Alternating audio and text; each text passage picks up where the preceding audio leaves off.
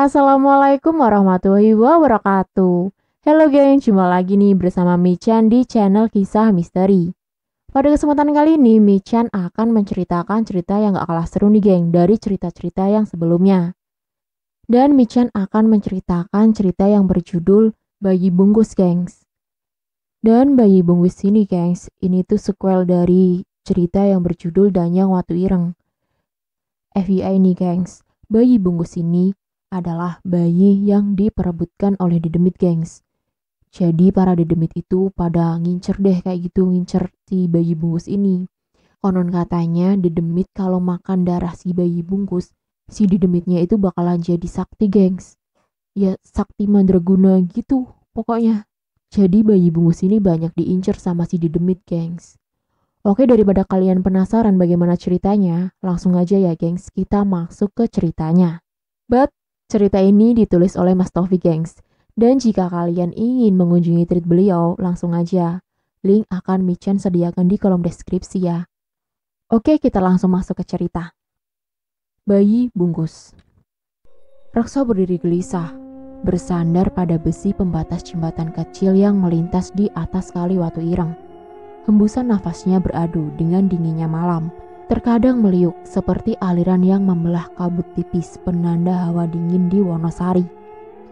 Entah sudah berapa batang rokok klobot yang dibawanya sebagai sangu hampis terbakar. Menghela nafas, kembali matanya menguasai ujung jalan desa, tetapi belum nampak apa yang ditunggunya. Piuk, piuk, tiba-tiba suara air tersibak mengagetkan Rekso. Ia melongokkan kepala ke arah bawah jembatan. Namun hanya gelap yang menguasai.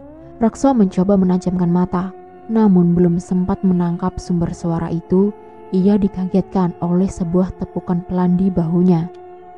"Mas," suara halus perempuan membuat Rekso menoleh. "Kedasi?" Lirih Rekso menyebut nama perempuan itu. Kedasi tersenyum menatap Rekso. "Maaf mas, telat. Sudah lama ya kamu menunggu?" tanya Kedasi. Rekso tersenyum tipis, menggelengkan kepala lalu menatap Kedasi dengan lembut. "Enggak dek, baru sebentar," jawabnya. Keduanya saling menatap mesra. Tak ada kata yang meluncur dari bibir mereka. Namun seakan mereka saling tahu isi hati pasangannya. Keduanya nampak menikmati kesunyian malam itu. Hanya kidung yang ditembangkan aliran air kali Watu Ireng menemani. Sesekali harmoni dari hembusan angin dingin menerpa mereka, berdiri mematung di atas jembatan. Hanya menikmati semuanya berjalan dengan alami, hingga akhirnya Kedasi mengakhiri orkestra alam itu. "Sudah malam mas, aku harus kembali," ujarnya.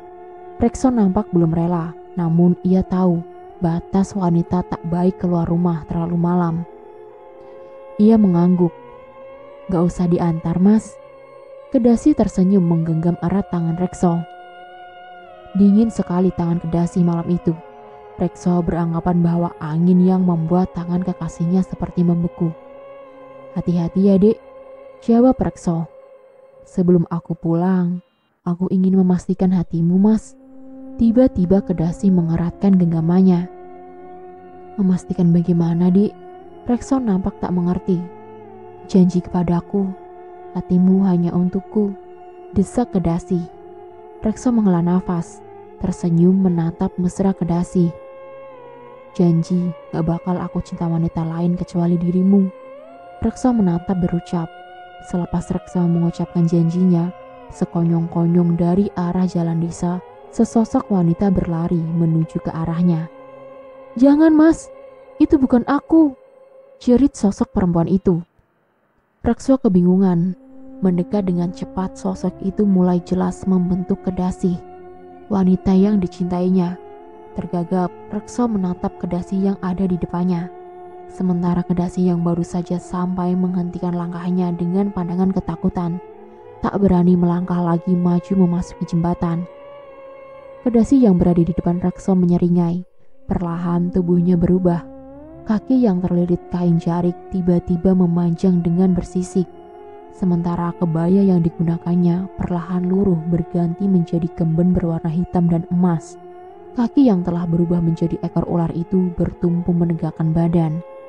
Separuh badan ke atas masih menyerupai perempuan yang sangat jelita. Andai saja tak ada taring di kedua ujung bibirnya. Rekso terduduk lemas, sedangkan Kedasi masih berdiri mematung menatap dari kejauhan. Kaliwatu Ireng menyaksikan sumpahmu. Akan hancur lebur kamu ketika mengingkarinya, ucap sosok itu. Aku Danyang Watu Ireng, jika sampai waktunya akan menagih janjimu, lanjutnya. Sosok manusia siluman setengah ular itu lalu beringsut pelan, kemudian terjun lalu menghilang di telan arus deras Kaliwatu Ireng. 24 tahun, desis Rekso. Puluhan tahun kemudian ingatannya masih jelas menggambarkan detail peristiwa malam itu. Pertemuan pertamanya dengan Danyang Watu Ireng. Ya, pertemuan yang pertama karena sejak malam itu entah sudah berapa kali Danyang Watu Ireng menampakkan diri di depannya, dan tanpa menyamar lagi menjadi Kedasi, meski hanya mengawasinya dari halaman rumahnya ataupun terkadang melintas perlahan di sekitar ladang milik Rekso. Rekso sedikit banyak mengerti bahwa Danyang Watu Ireng telah menandai dirinya. Tak ingin membawa masalah bagi penduduk desa, Rekso memutuskan pindah rumah ke dekat jembatan kecil di ujung desa, tepat di seberang pemakaman umum. Jembatan tempatnya bertemu dengan Danyang Watu Ireng. Di rumah waktu itu, kehadiran Danyang Watu Ireng seakan menjadi lebih terjadwal. Pada malam Jumat Wage, biasanya ia akan berdiri dengan wujud wanita setengah ular di atas jembatan, memandangi rumah Rekso yang tak jauh dari tempatnya menampakkan diri. Dan seakan menjadi rutinitas bagi Rekso menunggu sang Danyang muncul. Bukan karena Rekso telah menabatkan hati, namun lebih karena ia menjaga agar sang Danyang tak marah dan mengamuk hingga mencelakai penduduk desa. Seperti malam ini, malam Jumat Wage, Rekso telah duduk di depan rumahnya. Penduduk desa sudah maklum, malam Jumat Wage adalah malam pertemuan Rekso dengan Danyang Watu Ireng. Dari cerita Kedasi bertahun-tahun lalu, mereka tahu peristiwa tersebut. Penduduk desa justru kini menganggap Rekso sebagai juru kunci desa. Karena sejak peristiwa Sumpah Rekso, panen di desa mereka selalu bagus. Air selalu mengalir lancar, bahkan hama perusak tanaman hampir tidak ada. Menghisap sebatang rokok hasil lintingan sendiri, Rekso duduk di depan rumahnya. Hawa dingin seperti biasa menyeruak menghadirkan kabut tipis yang menyamarkan pandangan. Meski berkali-kali bertemu dengan Danyang Watu Ireng, namun Rekso tetap selalu merasa tak nyaman. Tak banyak yang terjadi pada setiap kali pertemuan. Hanya terkadang nampak sang Danyang mendekat mencoba menggoda Rekso, namun Rekso tak bergeming. Hatinya hanya terpaut pada Kedasi. 24 tahun, mesti Kedasi telah menikah dengan orang lain. Namun Rekso masih tak bisa mengalihkan hatinya. Dan kini Kedasi telah menanti kehadiran cucu pertamanya, sementara Rekso masih sendiri tanpa pendamping. Lagi pula Rekso tak ingin mencari masalah dengan Danyang Watu Ireng. Sekali ia pernah dekat dengan seorang gadis dari desa sebelah, namun berakhir dengan sangat buruk. Gadis ini tiba-tiba menjadi linglung, nyaris gila. Untunglah Rekso meminta maaf kepada sang Danyang. Hingga tak lama gadis itu kembali seperti semula. Meski ia akan menjerit ketakutan setiap kali melihat sosok Rekso bila berada di hadapannya. Kesiur angin dingin mulai kencang. Suara air Kaliwatu Ireng seperti tersibak oleh benda raksasa. Hingga sekonyong-konyong dari balik kabut tipis, sesosok tubuh wanita berjalan mendekati Rekso. Rekso menginjak rokoknya hingga padam, lalu berdiri. Sosok yang semakin jelas terlihat itu tersenyum menatap Rekso. Tubuhnya tinggi, semampai dengan wajah cantik luar biasa. Rambutnya panjang terurai sepinggang. Berbaju kemben berwarna hitam dengan pinggiran berwarna emas selayaknya putri-putri keraton Jawa. Dan lengkap dengan aroma wangi luluh rempah menggoda hidung Rekso. Menarik nafas panjang, Rekso nyaris tak bergerak. Hanya memandang tingkah pola wanita di depannya. Perlahan kian mendekat hingga kini jarak mereka tinggal sejengkal. Wanita itu menatap Rekso dengan pandangan rindu. Namun Rekso tetap tak berubah dari posisinya. Seakan ia mengabaikan wanita itu. Perlahan jemari lentik wanita itu menyentuh wajah Rekso. Bertahun-tahun Tetapi aku tetap tak bisa memiliki hatimu, Rekso. Sebenarnya kamu tahu, dari permukaan sudah tidak benar apa yang kamu mau. Rekso menyahut. Sang Danyang mendengus pelan. Kedasi, ujarnya. Sejenak sorot matanya nampak menyala. Rekso yang mendengar nama Kedasi disebut mendadak bergetar. Pikirannya dipenuhi kemungkinan buruk yang bisa menimpa Kedasi bila ia mengakui isi hatinya. Bukan karena Kedasi, tetapi kita ini dari alam yang berbeda. Aku ingin tahu, benar atau tidak perkataanmu. Sang Danyang menyeringai. Perlahan ia menyentuh wajah Rekso lalu berjalan menjauhinya. Hati Rekso semakin tak menentu. Ia takut akan terjadi hal-hal buruk seperti dalam pikirannya. Pagi menjelang ketika Rekso mendengar suara pintu rumahnya diketuk perlahan. Ia bergegas menuju ruang depan lalu membukakan pintu. Weh, bagaimana Min? Pagi bener sampai di sini? Sapa Rekso kepada tamunya, Parmin. Mohon maaf Kang, pagi-pagi udah mengganggu. Tetapi ini ada kejadian yang tidak semestinya, jawab si Parmin. Rekso menatap Parmin sejenak. Lelaki yang telah menggantikan tempatnya di sisi Kedasi. Kejadian apa Min? Tanya Rekso. Ratri Kang, anakku. Seharusnya hari ini 7 bulanan kehamilan. Tetapi pagi ini perutnya kempes. Bayinya hilang. Jawab Parmin. Rekso tersentak. Meski Parmin nampak berusaha mengucapkannya dengan hati-hati, namun Rekso tetap terkejut. Ingatannya langsung melayang akan pertemuannya dengan Danyang Watuireng semalam. Bukan tak mungkin ada campur tangan Sang Danyang dalam peristiwa ini. Sejenak ia menimbang. Parmin nampak tak sabar menunggu.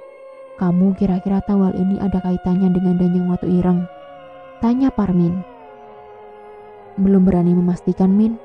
Sabar dulu ya, jawab Rekso. Sekarang kamu pulang dulu. Nanti aku menyusul ke sana. Lanjut Rekso. Parmin bimbang menatap Rekso. Menghela nafas, ia lalu mengangguk kemudian beranjak pulang. Sepeninggalan Parmin, Rekso masih terpukul diam, tak tahu apa yang harus ia lakukan.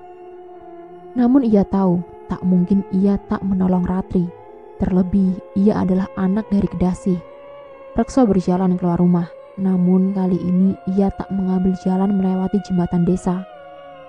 Nalurinya berkata ia harus berjalan memutar ke arah hutan di belakang pemakaman.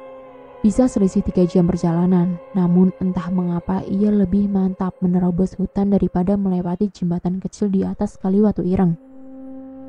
Kesuburan tanah Wonosari sungguh terbukti dengan lebatnya hutan. Berbagai jenis pohon dan tanaman semakin lama semakin rapat.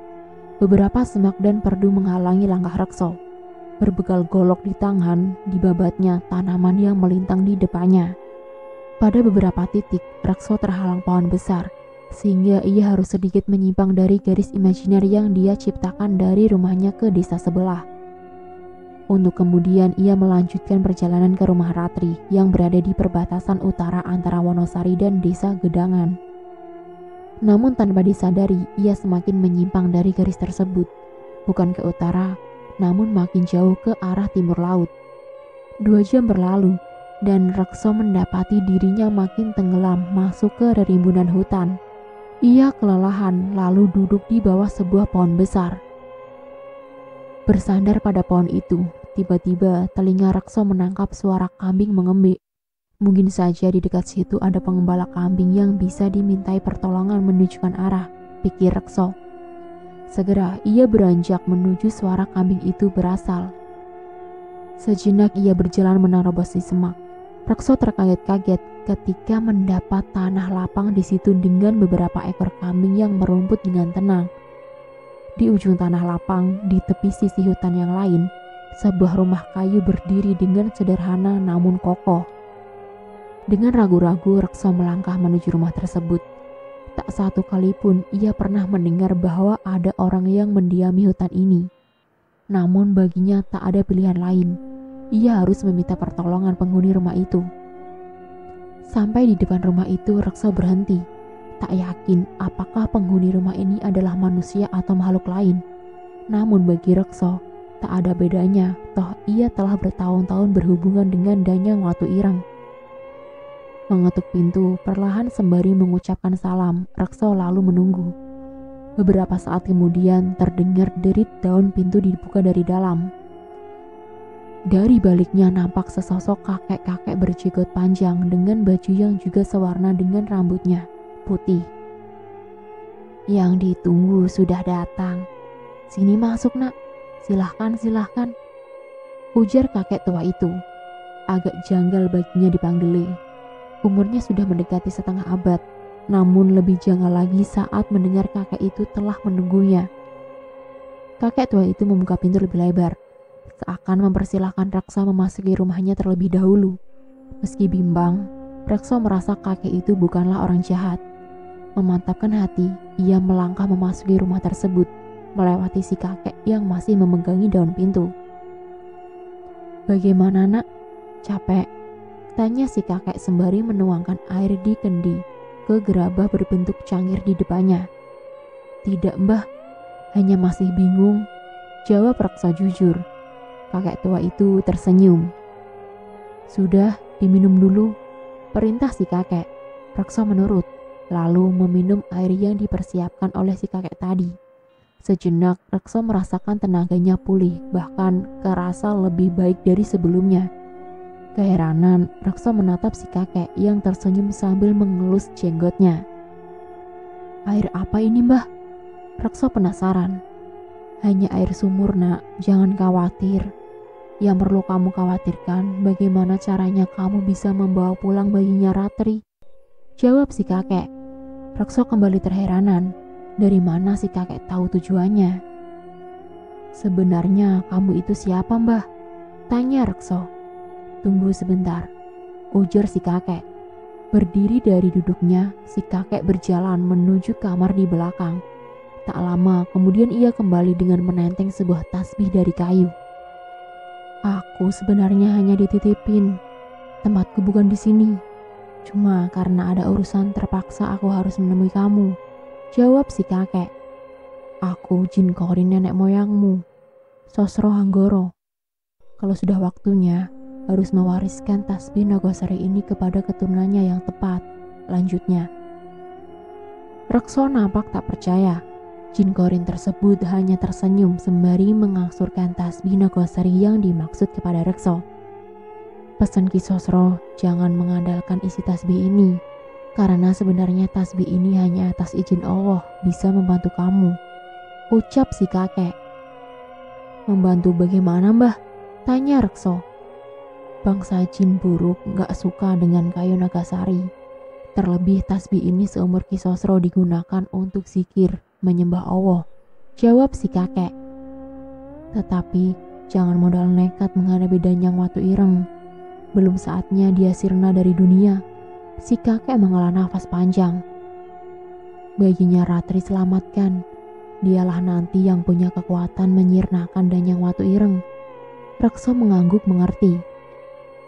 Genap, Rekso menggenggam seluruh tasbih Nagasari itu. Tiba-tiba rumah tersebut seolah tersedot ke sebuah lubang hitam lalu menghilang. Sedangkan Rekso kini mendapati dirinya berada di dalam belukar hutan, namun dekat dengan perbatasan desa Wonosari. Rekso baru akan melangkah ketika terdengar suara halus berbisik di telinganya. "Hati-hati nak, selalu ingat dan meminta pertolongan kepada Allah," ujar suara tersebut. Sejenak terdengar suara angin bersiur. Berbarengan dengan lenyapnya suara tersebut, Rekso melangkah keluar hutan menuju rumah Ratri. Sebentar kemudian, dari kejauhan mata Rekso telah menangkap beberapa warga yang berkerumun di depan rumah tersebut. Nampak Parmin duduk di depan rumah seolah memang sengaja menunggunya. "Aduh Kang, kutunggu dari tadi, kukira gak jadi datang." Parmin terburu-buru menyambut Rekso lalu mengajaknya masuk ke rumah Ratri. Rekso maklum dengan kepanikan Parmin, ia hanya menurut. Sesampainya di depan tempat Ratri tergolek lemah, Rekso menghela nafas panjang. Ditatapnya perut Ratri yang sudah mengembis. Padahal 2 hari yang lalu Rekso baru saja bertemu dengannya dengan perut besar selayaknya wanita hamil 7 bulan. Perlahan ia duduk di atas dipan. Selintas Rekso mencium sebuah aroma khas, bau yang selalu ia tangkap saat bertemu dengan Danyang Watu Ireng. Rekso hampir bisa memastikan peristiwa ini berhubungan erat dengan sang danyang. Min, Rekso memanggil Parmin agak mendekat. Bagaimana Kang? Ujar Parmin sambil mendekat. Ini memang campur tangan danyang Watu Ireng, ucap Rekso dengan nada getir. Parmin menatap Rekso penuh kengerian. Perkataan Rekso barusan seperti semakin menyayat bahwa cucunya sudah tak terselamatkan. Bagaimana ini Kang? Suara Parmin bergetar. Sabar dulu Min, kita jangan terburu-buru. Bicarakan pelan-pelan, ujar Rekso. Rekso terpukul di teras rumah. Di depannya Parmin nampak gelisah. Sebenarnya Rekso sendiri tak tahu apa yang harus dilakukannya. Namun demi melihat Parmin yang sedang ditimpa musibah, Rekso tak sampai hati. Pandangannya menerawang jauh ke arah kali Watu Ireng. Rekso belum menemukan jawaban apa yang harus dilakukannya ketika semburat merah telah memenuhi cakrawala. Senja Kang, ayo masuk dulu, ajak Parmin. Rekso mengangguk ketika sejenak kemudian ia merasakan getaran pelan dari tasbih kayu Nagasari. Bau anyir darah menyeruak ke hidungnya kemudian. Rekso nampak waspada. Dari kejauhan ia melihat samar makhluk putih berbaris melintas mematang sawah. Min, lihat gak? Bisik Rekso. Lihat apa Kang? Parmin nampak tak mengerti. Pocong berbaris di sawah pinggir sungai, jawab Rekso. Parmin nampak panik, tak menengok ke arah yang ditunjuk Rekso. Ia berlari masuk rumah meninggalkan tamunya sendirian.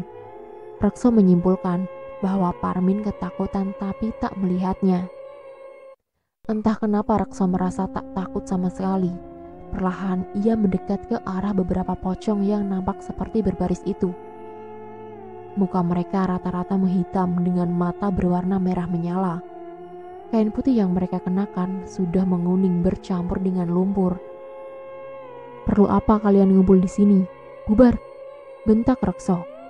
Salah satu pocong kemudian melayang mendekat. Tak meloncat, Rekso terheran-heran. Bukan seperti yang diceritakan orang-orang. Hampir mendekati Rekso, pocong itu nampak seperti akan meludah. Rekso tahu, ludah pocong akan mengakibatkan luka bernanah yang sangat sulit disembuhkan. Kembali, tasbih di genggamannya bergetar. Rekso lalu mengangkat tasbihnya ke arah muka pocong tersebut. Seakan tersapu angin kencang, pocong itu terlontar mundur. Pocong yang lain menatap Rekso ngeri. Mereka seolah ngeri dengan tasbih yang digenggam Rekso. Lagi-lagi gerombolan pocong itu melayang, namun kali ini nampak mundur ke arah pinggir sungai. Rekso menatap tasbih pemberian kakeknya. Ia seperti menemukan secercah harapan untuk menolong Parmin. Bergegas, ia kembali ke rumah Parmin untuk membahas langkah apa yang selanjutnya akan ia lakukan. Rekso melangkah mantap sementara Parmin dan Mardi berjalan mengikutinya. Setengah memaksa, memang Rekso mengajak Parmin dan Mardi untuk membantunya. Tekadnya sudah bulat. Cucu pertama Parmin harus bisa diselamatkan. Rekso juga sengaja memilih Mardi karena anak muda itu lebih bisa diandalkan daripada Parmin. Pernah sekali Rekso melihat Mardi berani menantang genderuwo penghuni beringin di ujung desa. Hanya gara-gara genderuwo itu iseng melemparinya dengan kerikil. Sementara Parmin, Rekso melihat sendiri barusan bagaimana ia lari terbirit-birit. Padahal belum juga melihat barisan pocong yang akan ditunjukkannya. Namun ia tetap mengajaknya. Karena bagaimanapun Parmin pasti akan sekuat tenaga berusaha menyelamatkan cucunya. Sampai di ujung ladang terakhir yang berbatasan dengan kali Watu Ireng, Rekso menghentikan langkahnya. Itu di batu hitam paling besar. Di situ istana Nyi Danyang, ujar Rekso. Di balik samar kabut, Parmin dan Mardi melihat sebongkah besar batu berwarna hitam pekat. Lebih pekat dari batu di sekitarnya. Menonjol ke permukaan air sungai. Bagian atas batu itu datar, seperti sengaja diratakan oleh alam. Sementara tampias air sungai sesekali naik membasahi. Bagaimana Min? Di, sudah siap? Tanya Rekso. Mardi dan Parmin mengangguk mantap. Rekso lalu mengajak keduanya menuruni tebing ladang hingga sampai di pinggir kali Watu Ireng. Di antara gemuruh suara aliran air sungai, Samar-samar Rekso menangkap suara bayi menangis perlahan. Ia memandang Parmin dan Mardi. Keduanya seolah menangkap maksud Rekso. Mereka berhenti mencari asal suara bayi tersebut. Perlahan menyusuri sungai, mereka setengah yakin suara tersebut benar berasal dari permukaan Watu Ireng. Namun untuk berlari langsung menuju ke sana, mereka tak berani mengambil resiko. Danyang Watu Ireng bisa saja muncul dari arah yang tak mereka sadari. Semakin mendekat, mereka semakin sadar dugaan mereka benar. Suara tangisan bayi itu semakin jelas terdengar. Satu hal yang melegakan, bayi itu masih hidup. Namun satu hal lain, bagaimana cara menyelamatkan bayi itu? Mardi lalu berinisiatif mencari pijakan batu di pinggir sungai yang agak tinggi untuk mengintip permukaan Watu Ireng. Menemukan yang ia cari, Mardi segera menaikinya. Sejenak ketika sampai di atas, Mardi seakan terkejut menatap permukaan Watu Ireng. "Di, kenapa Di?" tanya Rekso. Tergagap, Mardi segera meluncur turun dari batu tersebut. "Ada ular besar, Kang, mengerami sebutir telur. Tetapi di dalam telur itu sama-sama seperti bayi," jawab Mardi. "Loh, telur bagaimana, Di?" Parmin penasaran. "Ya telur, Kang, bulat. Tetapi di dalamnya kelihatan kalau itu bayi," jelas Mardi. "Bayi bungkus," sela Rekso. Bayinya Ratri ketika diambil oleh Danyang Watu Ireng masih di dalam bungkusnya, lanjut Rekso. Parmin dan Mardi terperangah. Mereka baru sadar akan ucapan Rekso. Tentu saja bayi itu masih di dalam bungkus karena memang masih terlindung. Belum waktunya lahir tetapi sudah dicuri oleh Nyi Danyang. "Sekarang kalian mundur sedikit. Saat waktunya tepat, ambil bayi itu," perintah Rekso. Parmin dan Mardi lalu mundur ke pinggir sungai. Rekso kemudian nampak mencelupkan jarinya yang menggenggam tasbih Nagasari ke air sungai. Beberapa saat kemudian terdengar sebuah gerakan halus dari arah Watu Ireng. Suara air tersibak seperti menjadi pertanda bagi Rekso untuk semakin waspada. Dari balik batu besar hitam legam berkilat sepasang mata hewan melata raksasa. Mendesis keras, makhluk itu merayap mendekati Rekso. Rekso melirik ke belakang. Parmin dan Mardi nampaknya paham. Keduanya perlahan beringsut mendekati Watu Ireng. "Nekat kamu datang ke sini," dengus Nyi Danyang sambil berdesis. "Aku tidak bakal berani kalau kamu tidak bertindak buruk," jawab Rekso berusaha tenang. "Apa mau mengambil bayi itu?" Kali ini Rekso agak mengeraskan suaranya. Ular tersebut mendesis selalu menegakkan lehernya tinggi-tinggi. Parmin dan Mardi yang berusaha mendekati Watu Ireng sontak berusaha mencari persembunyian di celah batu-batu besar. "Rekso, Rekso, kamu apa tidak tahu? Segitu banyak hantu di desa ini pada ngincer kamu. Seandainya gak ada aku, udah hilang nyawamu," desis Nyi Danyang. "Kamu tahu, kamu itu bayi bungkus. Siapapun siluman yang bisa mendapatkan darah dan bungkusan ketika bayi akan menjadi saksi," lanjutnya. Rekso terhenyak. Tak ada yang pernah memberitahu bahwa ia adalah bayi bungkus. Penduduk kampung juga tak ada yang tahu. Sedikit banyak Rekso maklum karena rumah orang tuanya yang menyendiri ditambah dukun bayi yang membantu kelahirannya adalah bibinya sendiri. Ia menyimpulkan bahwa mereka memang sengaja merahasiakannya. "Tahu dari mana kamu?" bentak Rekso. Ular raksasa itu seperti menyeringai lebar menampakkan taringnya yang runcing dan tajam. "Karena aku yang menyimpan bungkusanmu, Rekso," desisnya. Rekso terhenyak. "Bagaimana mungkin? Ketika kamu lahir, para siluman berbirit mengambil bungkusanmu, juga mengincar darahmu," lanjut Nyi Danyang. "Bibimu ketika itu datang ke sini meminta pertolonganku. Kusanggupi membantu karena jika sampai darahmu dihisap, hidupmu akan sial seumur hidup. Juga separuh nyawamu di bawah demit yang menghisap darahmu," lanjut Nyi Danyang. "Tetapi ada syaratnya, aku mau menolong. Kelak ketika sudah perjaka, kamu harus menjadi suamiku. Karena kesaktian bungkusmu tidak hanya dipasangkan dengan darahmu, tetapi juga dari kerelaanmu," Rakso nampak kebingungan mendengar penjelasan Nyi Danyang. Tidak ada maksud lain aku mengambil bayi itu, agar kamu rela jadi suamiku, desis Nyi Danyang. Tetapi bayi itu karena kerelaanmu menjadi bayi bungkus, pasti diincar hantu desa ini, sela Rakso. Aku yang menjamin, seperti aku menjamin keselamatanmu sampai sekarang. Nyi Danyang menatap tajam. Rakso bimbang. Ia tahu menyelamatkan bayi itu lalu membawanya lari hanya berujung percuma, karena ada hantu-hantu lain yang akan mengincarnya. Ia yakin Parmin dan Mardi yang telah ikut mendengar semuanya akan berpikir sama dengannya. Dari sayup sinar rembulan, Rakso menyadari sesuatu. Di sepanjang kali Watu Ireng telah dipenuhi berbagai macam hantu dan dedemit.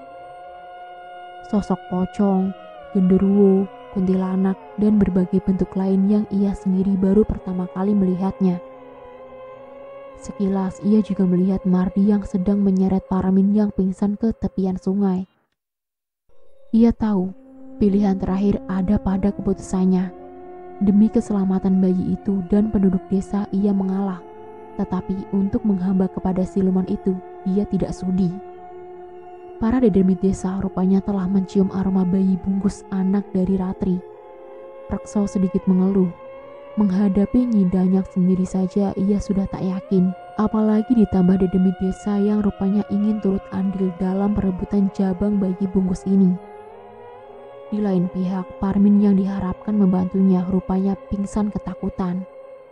Sementara Mardi sibuk mengurusi Parmin. Dalam cemas, Raksa mewiridkan beberapa doa yang dirapalkannya semenjak kecil. Tasbih Nagasari digenggamnya berputar cepat mengikuti alunan zikirnya.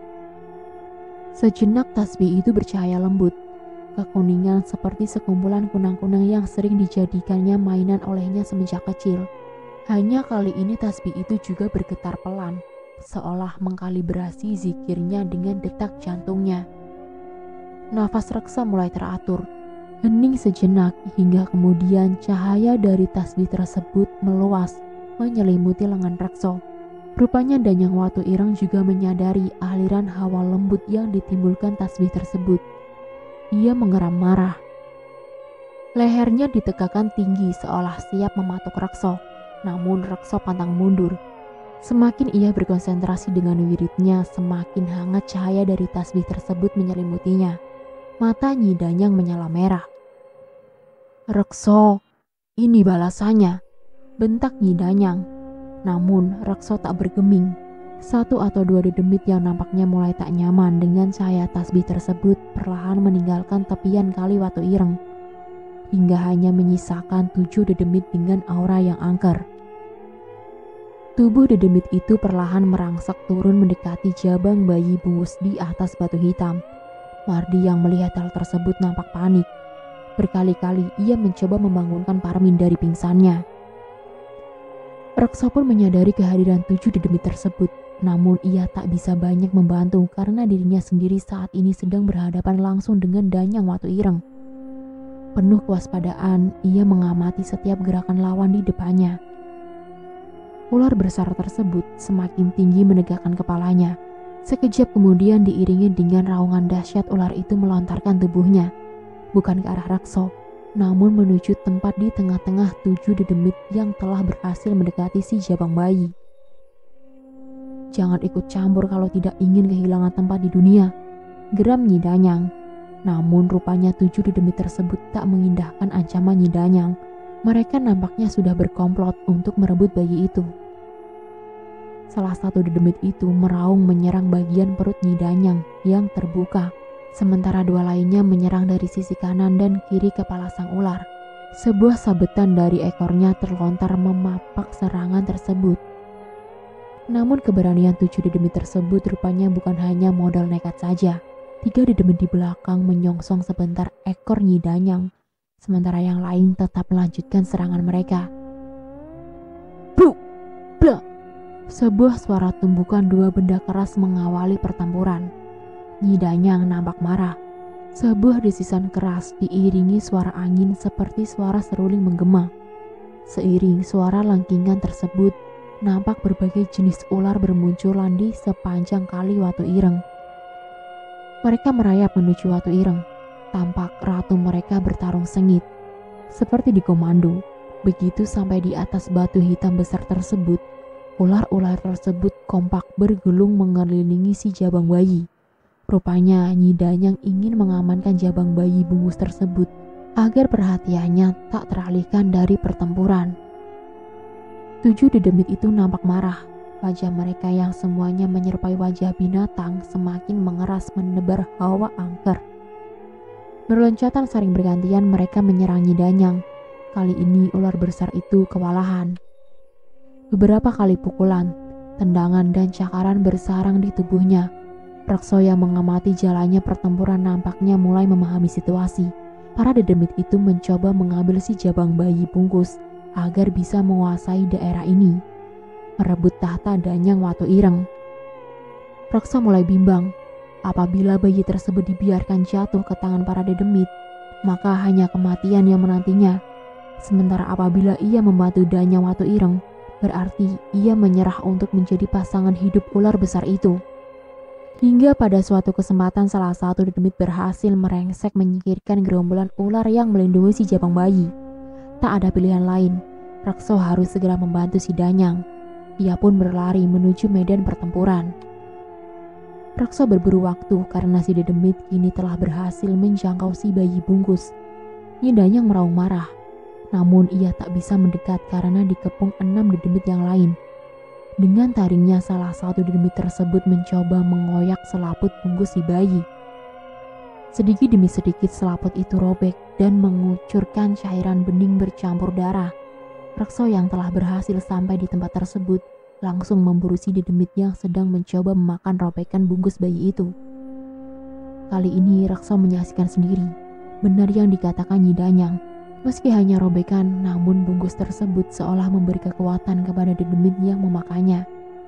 Taringnya yang mencuat memanjang, tubuhnya mengeras dengan surai duri mulai bertumbuhan di tubuh dedemit itu. Namun Rekso tak peduli, tujuannya hanya satu, keselamatan si jabang bayi. Dengan cepat ia meloncat, mencoba merebut jabang bayi bungkus yang masih dipondong oleh si dedemit. Tangannya yang mencoba meraih si bayi diselimuti cahaya lembut dari tasbih yang terkadang di lengannya. Namun sinar lembut itu ternyata berakibat fatal bagi si dedemit. Seolah terkena besi membara, lengan si dedemit melepuh ketika tersentuh cahaya tersebut. Sontak ia melepaskan sang bayi yang dengan cepat ditangkap oleh Rekso. Gerombolan ular yang tadinya sempat terlempar oleh serangan si dedemit, kali ini kembali mengerumuni Rekso yang membawang si jabang bayi. Kali ini si dedemit lebih waspada. Memutari Rekso, ia mencoba mencari titik lemahnya. Ular-ular kecil yang mencoba menghalangi dedemit itu mendekati Rekso, hangus terpanggang oleh remasan tangan maupun injakan kaki dedemit yang berhasil memakan sedikit robekan bungkus si bayi. Rekso merasa sedikit gentar. Di lain pihak, Nyi Danyang semakin keteteran. "Nyi Danyang!" teriak Rekso. Ular besar itu mengelak, kepalanya menghadap ke arah sumber teriakan tersebut. "Kembalikan bungkusku, akan kubantu kamu," lanjut Rekso. Ular tersebut menggeram, nampaknya tak ada pilihan lain. Sejenak ia menatap Rekso, tampak menimbang. "Ku kembalikan bungkusmu Rekso, tetapi nanti ketika waktunya aku meminta kembali, harus kau berikan," teriak Nyi Danyang. Rekso mengangguk. Ular raksasa itu lalu menurunkan kepalanya seperti akan merayap. Perutnya bergetar hebat, lalu mulutnya membuka lebar dan melontarkan sebuah benda sebesar ibu jari manusia dewasa. Dengan sigap, Rekso menangkap benda itu. Sesaat setelah menggenggam benda itu, tubuh Rekso bergetar hebat. Secara ajaib benda itu menyelubungi tubuh Rekso, lalu menghilang menyatu dengan kulit badannya. Rekso merasakan sensasi luar biasa. Tubuhnya seolah mendapatkan tenaga yang luar biasa. Seluruh panca inderanya menjadi berkali-kali lipat lebih tajam dari sebelumnya. Bahkan tasbih Nagasari yang dipegangnya ikut bersinar semakin terang. Rekso percaya diri. Sebuah tendangan keras ke arah dedemit di depannya mengawali sepak terjangnya. "Buk!" Suara keras dari benturan antara kaki Rekso dan lengan dedemit di depannya mengagetkan Mardi. Secepat kilat ia mendongak. nyaris tak percaya. Mardi melihat Rekso yang umurnya jauh lebih tua darinya melakukan gerakan bela diri yang sungguh luar biasa. Tendangan, pukulan, dan sapuan beruntun dilancarkan Rekso. Tinggal menunggu waktu hingga tumbangnya si Dedemit. Dengan sebuah gerakan ringan, Rekso berhasil menghindari sebuah cakaran Dedemit tersebut. Lalu secepat kilat, ia menusukkan kakinya tepat ke dada lawannya. Sebuah raungan hebat mengiringi jatuhnya si Dedemit yang terlempar jauh keluar arena. Sejenak kemudian, nampak tubuh si Dedemit mengeluarkan asap berbau anyir, lalu terbakar tak bersisa. "Mardi, bawa jabang bayi ini!" teriak Rekso. Tanggap, Mardi berlari menuju Watu Ireng, meninggalkan Parman yang mulai siuman. Rekso meloncat turun lalu menyerahkan bayi merah yang bungkusnya telah robek sebagian. "Kang, bayinya masih hidup atau enggak?" Mardi nampak cemas. Rekso nampak memeriksa sejenak bayi tersebut. Kemudian ia menyapukan tangannya yang masih berkalung tasbih tersebut ke wajah sang bayi. Seketika bungkus bayi yang telah robek tadi kini menyatu dengan kulit sang bayi. Sama seperti dirinya, hanya saja bungkus bayi tersebut tak menutup sempurna. Sekilas Rekso melihat bagian pundak kanan bayi itu tampak tertutupi bungkusannya karena telah robek dicabik Dedemit yang baru saja dikalahkannya. Rekso lalu menepuk punggung si bayi, hingga tak lama kemudian bayi itu menangis. Kencengnya kalau nangis. "Wah, laki-laki ini." Mardi nampak lega melihat bayi yang ternyata laki-laki itu masih hidup. Rekso mengangguk kepada Mardi lalu kembali naik ke Watu Ireng, membantu Nyi Danyang menuntaskan pertempuran. Kali ini baik Rekso maupun Nyi Danyang masing-masing menanggapi 3 Dedemit. Nampak gerombolan hantu itu mulai ciut nyalinya. Beberapa kali Rekso mendapati mereka mencoba lari dari pertempuran. Namun ia tak mau mengambil resiko. Setiap kali salah satu dari mereka mencoba kabur, maka Rekso langsung menghadangnya dengan tendangan ataupun pukulan. Dan nampaknya Nyi Danyang juga melakukan hal yang sama dengan Rekso. Akhir pertempuran hampir bisa ditebak. Keenam Dedemit yang tersisa menemui ajalnya. Rekso menghela nafas lega. Nampak Nyi Danyang yang baru saja menuntaskan lawan terakhirnya ini berdiri tegak dengan wujud wanita cantik berbusana karaton. Sangat cantik, seandainya saja tak ada taring di sudut bibirnya. "Rekso, sekarang kamu telah bertemu bungkusmu." Suara Nyi Danyang lembut. "Tapi ingat janjimu. Ketika sudah waktunya, aku minta kembali bungkusmu. Itu sudah dititipkan ke aku." "Maaf Nyi, bungkus ini telah kembali kepada yang punya," tegas Rekso menjawab. Nyi Danyang nampak sedikit gusar. Namun merebut bungkus itu sekarang sama saja dengan bunuh diri. Ia lalu mundur dan kembali ke wujudnya. "1000 bulan purnama Rekso, tunggulah." Sebuah bisikan suara wanita terdengar jelas di telinga Rekso. 1000 bulan lagi, sudah lebih dari cukup untukku menjalani hidup. Gumam Rekso sambil tersenyum. Epilog. Rekso memandang Waluyo dari kejauhan. Ia tersenyum. Tak banyak yang tahu kejadian yang sebenarnya saat pemuda itu lahir. 1000 purnama sudah di depan mata, bisik Rekso. "Kalau sudah waktunya, kuwariskan bungkusku, nak. Karena jika Nyi Danyang tahu pundak kananmu gak ketutup bungkus, bisa jadi bencana." Wonosari menuju senja. Kabut dingin mulai turun seiring penduduk kembali ke rumahnya masing-masing. Rekso menghela nafas sejenak, lalu kembali meniti tasbih di genggamannya, melantunkan zikir memuja Tuhannya. Dan selesai. Sekian dan itulah akhir dari kisah cerita yang berjudul Bayi Bungkus, gengs.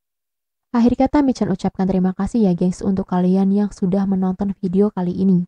Dan tak lupa Michan ingatkan untuk tekan tombol like, comment, share, dan subscribe ya gengs untuk perkembangan channel Michan. Dan jangan lupa juga nih coret-coret di kolom komentar ya jika ada penyampaian kata ataupun kalimat yang kurang tepat. Dan jika dalam cerita ini terdapat nama, tokoh, dan tempat yang sama, itu hanya kebetulan semata gengs. Sekian, bye-bye, wassalamualaikum warahmatullahi wabarakatuh.